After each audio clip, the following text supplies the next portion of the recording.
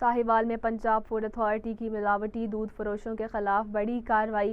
غیر معیاری دودھ سپلائی کرنے والا ملک کلیکشن سینٹر سیل۔ مقدمات درج، بھاری مقدار میں سامان ضبط کر لیا گیا۔ D G Punjab food authority کی ہدایت پر فوڈ سیفٹی ٹیم کی کارروائی۔ دودھ میں ملاوٹ اور حفظانِ صحت کے اصولوں کے خلاف ورزی ثابت۔ مزید جانیے محمد اشرف سیال کی اس رپورٹ میں۔